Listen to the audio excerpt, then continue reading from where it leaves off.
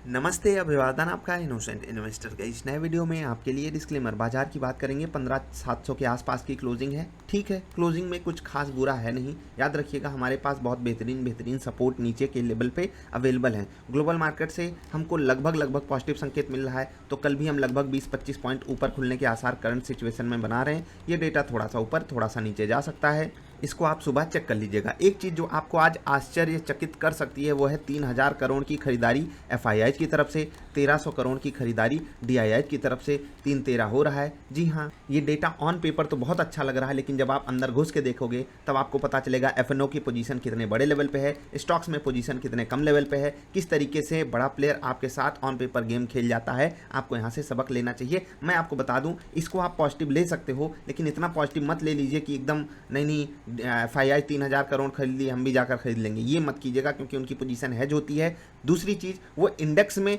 अगर कर देते हैं ना पुट बाई, तो क्या होता है आपको पता है, वो कर रहे हैं बाई, और आपको लगेगा हाँ भाई साहब ये तो बाइंग की हैं, लेकिन बाइंग क्या की हैं, पुट को। तो यहाँ पर आपको तकलीफ हो सकती है। खैर, अच्छी बात लगी कि डीआईआई ने हमको सपोर्ट किया आज, ये अच्छी चीज़ है। भले बाजार ऊपर के लेवल से फिसल गई, जो कि ऑप्शन डेटा हमको सजेस्ट भी कर रहे थे। कल एक्सपायरी है, तो हमारा रिस्क रिवार्ड सबसे पहले तो 1:1 पे जाने वाला है। उसके बाद ट्रेलिंग स्टॉप लॉस का यूज कल एकदम मस्ट है। कल जो लोग लास्ट तक इंतजार करते हैं, हमेशा मैं आपको बोलता हूँ लास्ट तक आपको इंतजार करना चाहिए फॉर बेस्ट केस, लेकिन कल आपको 1:1 रिस्क रिवार्ड भी आपके लिए चलेगा। अगर आ जाता है टारगेट 1, उसके बाद आपको किसी भी कीमत पे स्टॉप लॉस तो लेना ही नहीं है। ये तो जनरल रूल है, लेकिन कल आप इसको इग्नोर मत कीजिएगा। बाकी दिन आप 1:2 पे पूरा गेम खेलो खुल्लम खुल्ला, मैं आपको रोकता नहीं हूँ। इंट्राडे स्टॉक्स की परफॉर्मेंस बता देते हैं, रिजल्ट वाले स्टॉक्स भी बताएंगे, तो बने रहिएगा। टाटा मोटर्स, यहाँ पर आपको मिलता है सेल साइड का ट्रेड, और उसके बाद आपको सारे टारगेट्स हिट मिलते हैं। खैर, जो लोग बड़ा टारगेट भी लगाते हैं उनको बहुत बेहतरीन मौका था आज यहाँ पर टारगेट अचीव करने का। याद रखिएगा, हम शॉर्ट यहाँ कहीं करते हैं। कैसे करते हैं? डबल आई ट्रेडर सेटअप पे। अगर आपने नहीं ज्वाइन किया तो आप ज्वाइन कर सकते हो, या तो अकाउंट खोल करके, या फिर डबल आई ट्रेडर वेबसाइट के माध्यम से भी आप जुड़ सकते हो।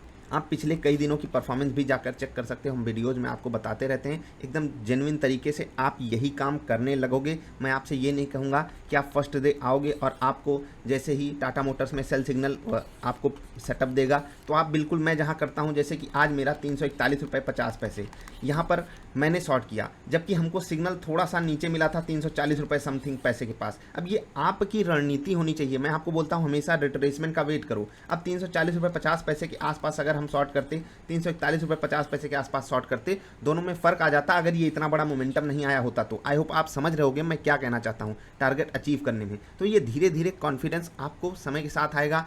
आपको वन टाइम ही पेमेंट करनी है, तो आपको उससे तो कोई तकलीफ होनी नहीं चाहिए कि आप जल्दी नहीं सीखोगे तो आपको दिक्कत हो जाएगी। आपसे मैं इसीलिए बोलता हूँ, सेटअप में भी बोला है कि भाई 1 दिन 2 दिन तो आप केवल समझो किस तरीके से चीज़ें काम करती हैं। उसके बाद 10-15 दिन 1-1 2-2 क्वांटिटी से ट्रेड करो। उसके बाद अपनी क्वांटिटी बढ़ाओ, स्टॉक्स की संख्या बढ़ाओ। तब आप जो करोगे ना वो आपको रिलायबल लगेगा। ऐसे पहले दिन से आकर धूम धड़ाका करने लगोगे तो आपको मतलब खुद से आप वो कॉन्फिडेंस नहीं फील कर पाओगे जो अभी मैं करता हूँ, या जो लोग पुराने समय से जुड़े हैं वो लोग करते होंगे। बाकी सेटअप आपकी जिम्मेदारी लेता है, आपको वो सेल सिग्नल देगा। अब आप यहाँ पर शॉर्ट करो, यहाँ पर शॉर्ट करो, क्या फ़र्क पड़ता है? समझ रहे हो ना? जैसे कि मैंने आपको बोला है 20% तुरंत शॉर्ट कर दो, जैसे ही आपको मिले, फिर 30% वेट करो रिट्रेसमेंट का, बाकी रिट्रेसमेंट मिल जाए 50% और ऐड करो, फिर आपको टारगेट मिले तो आप उसको एंजॉय कीजिए। और ये सब एक प्रोसेस के तौर पे ही हो सकता है। इन्फोसिस यहाँ पर कुछ बताना नहीं है। कोई भी टेक्निकल इंडिकेटर आपको यहाँ पर सेल साइड का ही ट्रेड देता, और यहाँ पर जिसके टारगेट ना हिट हुए वो सर पीट सकता है अपना कई बार, चाहे उसके पास डबल आई ट्रेडर सेटअप हो या ना हो। इन्फोसिस में आप शॉर्ट ही करना था, चाहे आप 1520 के आसपास कर लेते, ठीक है, चाहे 1515 के आसपास कर लेते, आपको सारे टारगेट ये देने ही वाला था। उसके बाद बात करेंगे टेक महिंद्रा की। यहाँ पर बहुत ध्यान से मैं कुछ चीज़ें आपको समझाना चाहता हूँ। ये हमारा ऐसा स्टॉक था जहाँ पर ये वाला वॉल्यूम हमसे कुछ कहना चाहता था। मैं यहाँ पर स्टॉप लॉस ही कैलकुलेट करूँगा, लेकिन मैं आपको फिर भी बता रहा हूँ, मैं स्टॉप लॉस कैलकुलेट करूँगा आपको परफॉर्मेंस बताने के लिए। आप लोगों से पूछ रहा हूँ कि जरा सा टेक महिंद्रा और गेल में आपने क्या किया, जरा समझाइएगा। गेल नहीं, एक्चुअली कोल इंडिया। टेक महिंद्रा और कोल इंडिया, इन दोनों ट्रेड्स को अगर आपने नहीं भी लिया है तो भी शेयर कीजिए आप इसमें क्या करते, कौन सा ट्रेड लेते।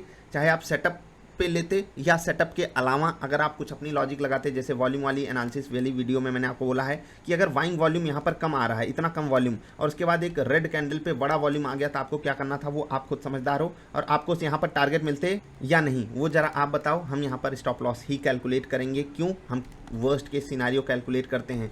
वर्स्ट के सिनारियो कैलकुलेट करने का मेरा सिर्फ आशय है कि जो लोग एकदम मतलब एकदम बेकार सी भी ट्रेडिंग करें, उनको भी मैं बता देना चाहता हूं कि आप भी अगर करोड़पति बनने के सपने नहीं देख रहे हो तो आप आराम से छोटी छोटी अर्निंग्स करना चालू कर सकते हो। इसको आप धीरे धीरे करके इंप्रूव कर सकते हो।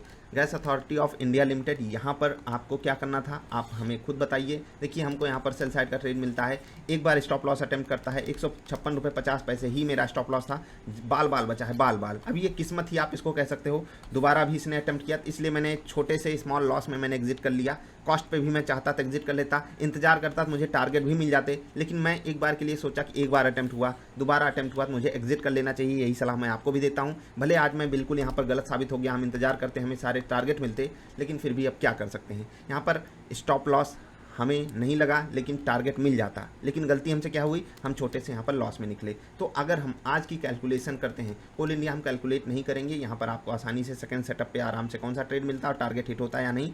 कोल इंडिया और टेक महिंद्रा यहाँ पर दोनों आप बताइएगा। आज का इकलौता स्टॉप लॉस जहाँ पर मैंने बहुत बड़ा धोखा खाया वो था ग्रेसिम, और सच में यहाँ पर धोखा है। और जब कोई स्टॉक ऐसे ऐसे ऐसे ऐसे चलेगा तो इंट्राडे वहाँ करोगे, मतलब पॉसिबल ही नहीं है। इसीलिए आपको यहाँ पर स्टॉप लॉस रखना चाहिए। दूसरी चीज़, ऐसे स्टॉक्स में इंट्राडे हम कर भी कैसे पाएंगे।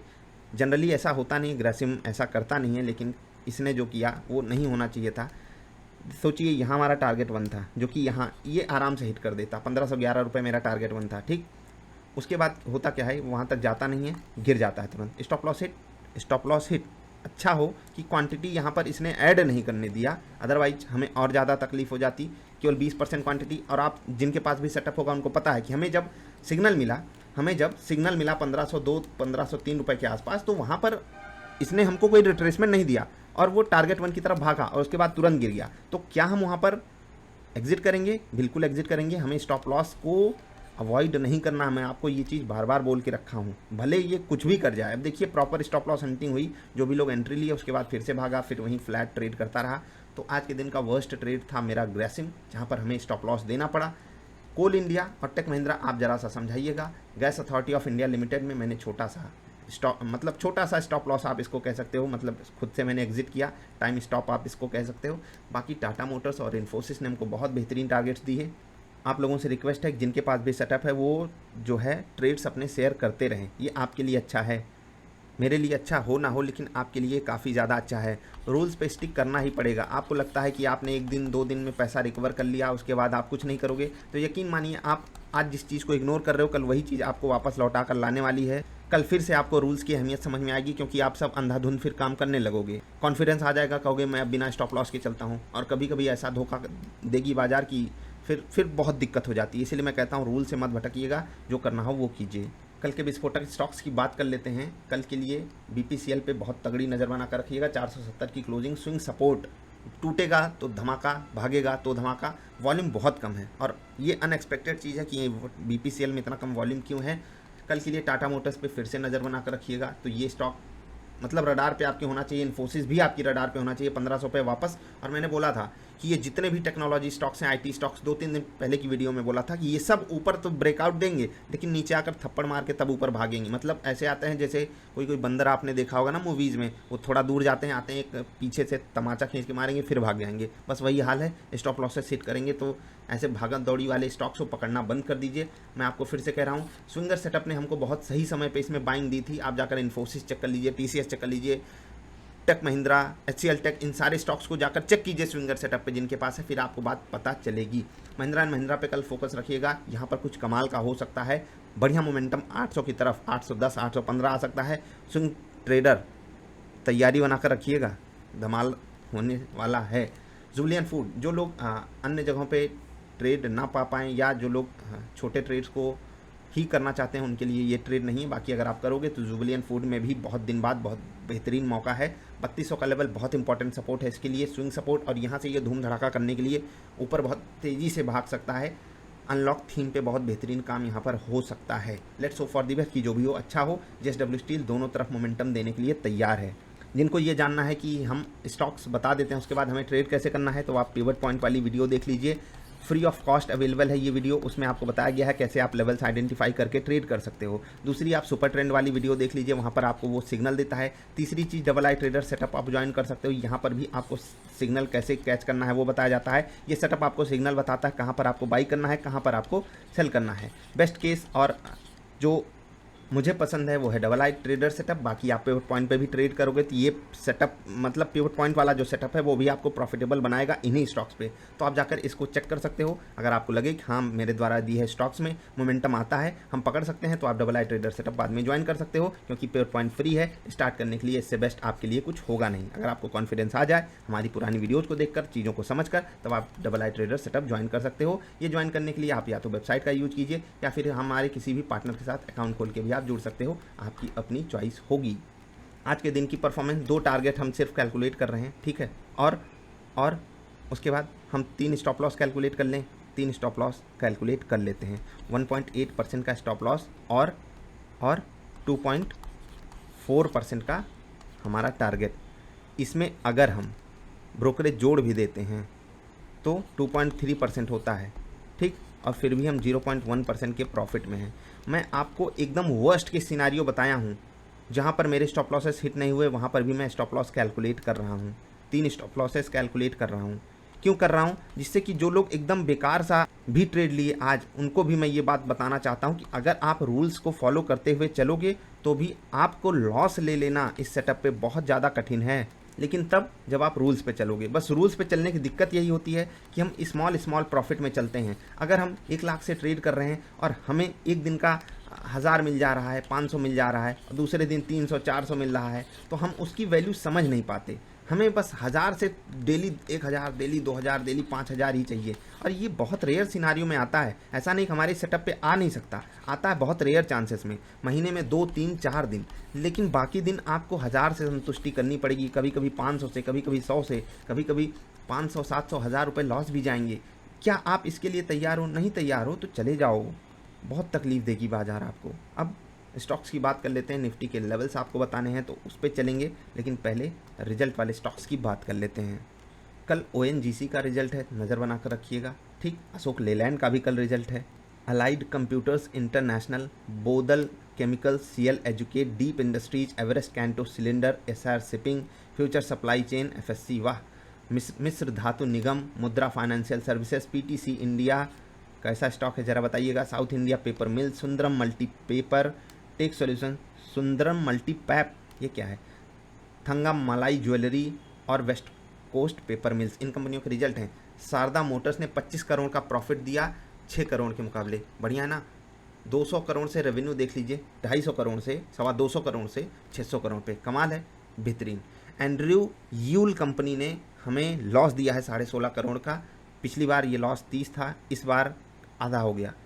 रेवेन्यू जंप किया है, इसी कारण लॉसेस अंडर कंट्रोल आए हैं, नहीं तो दिक्कत कंपनी दिखा ही रही है। एल कार्गो लॉजिस्टिक्स, यहाँ पर प्रॉफिट कम हो गया 6 करोड़ पे 54 करोड़ से, रेवेन्यू बढ़ा, प्रॉफिट कम हो गया क्योंकि खर्चा तगड़े से बढ़ा है। स्पेशलिटी रेस्टोरेंट्स, यहाँ पर कंपनी ने हमें प्रॉफिट दिया है 8.5 करोड़ का, पिछली बार लॉस था 38 करोड़ का, रेवेन्यू गिर गया 75 से 65 करोड़ पे। तो ये थे न्यूज़ वाले और रिजल्ट वाले स्टॉक्स। अब निफ्टी के लिए इंपॉर्टेंट लेवल्स लिख लीजिए। अभी सिंगापुर वाली अपनी बाजार लगभग 20-25 पॉइंट ऊपर लगभग ट्रेड कर रही थी कुछ देर पहले, अभी फ्लैट ट्रेड कर रही है। तो आज वोलाटिलिटी थोड़ी सी ज़्यादा है ग्लोबल मार्केट्स में। नैस्डैक ऑल टाइम हाइस पे है, वीडियो मैंने बनाई है, ज़रूर देख लीजिएगा। कल के लिए इंपॉर्टेंट लेवल्स कौन से हैं? 15,640 का बहुत इंपॉर्टेंट लेवल है। अगर बाजार नीचे गिरती है तो ये लेवल बहुत इंपॉर्टेंट है। 15,610 का लेवल है इंपॉर्टेंट। 15,575, एक मिनट, हाँ 15,575 का लेवल बहुत इंपॉर्टेंट है। अल्टीमेटली अगर और बाजार नीचे जाना चाहती है 15,500 पे फोकस रखिएगा, बहुत बड़ा साइकोलॉजिकल लेवल कल के लिए। ऑप्शंस एक्सपायरी में बहुत बेहतरीन मंथली एक्सपायरी है, तो इन इस लेवल्स पे नज़र बना कर रखिएगा। ऊपर जाते वक्त 15,725 ये लेवल बहुत ज़्यादा इंपॉर्टेंट है। 15,770 इंपॉर्टेंट लेवल है। 15,820 इंपॉर्टेंट लेवल है और अल्टीमेटली 15,870 इंपॉर्टेंट लेवल है। ध्यान दीजिएगा, कल एक्सपायरी है तो बाजार एक रेंज में चल सकती है। स्टॉप लॉसेज 0.6%, टारगेट 1 0.6%, टारगेट 1 आ जाने के बाद ट्रेलिंग स्टॉप लॉस एकदम सख्ती से यूज कीजिएगा कल। आई होप आप बात को समझ गए होंगे। तो ग्लोबल मार्केट से पॉजिटिव संकेत हैं, FIIs positive, DIIs positive. FIIs को बहुत ज़्यादा पॉजिटिव मत मान लीजिएगा, ट्रेंड हमारा अभी भी पॉजिटिव है, कुछ गड़बड़ है नहीं। 15,700 के नीचे की क्लोजिंग एक बार के लिए देखने में बेकार लग रही है, लेकिन ऑप्शंस का डेटा एडजस्टमेंट होने के बाद कल हम 15,700 के ऊपर बहुत ज़्यादा चांसेस हैं खुलेंगे और फिर हमें एक बाइंग देखने को मिल सकती है। जो मैं 2 दिन से लगातार कह रहा हूँ, ऊपर के लेवल पे प्रेशर है, सेलिंग प्रेशर आएगा। कल अगर हम फ्लैट खुलते हैं या नीचे भी खुलते हैं तो हमें एक बाइंग देखने को मिल सकती है। अभी के सिनारियो में सुबह अगर ग्लोबल मार्केट्स कुछ दिक्कत करती है तो हमें थोड़ा सावधानी बरतनी पड़ सकती है। अलर्ट मोड में ट्रेड कीजिएगा निफ्टी ट्रेडर सेटअप वालों। कल बहुत मजा आएगा आपको, अलर्ट मोड में ही रहना है सभी को। मिलेंगे फिर से, वीडियो पसंद आई तो लाइक कर देना। नमस्कार।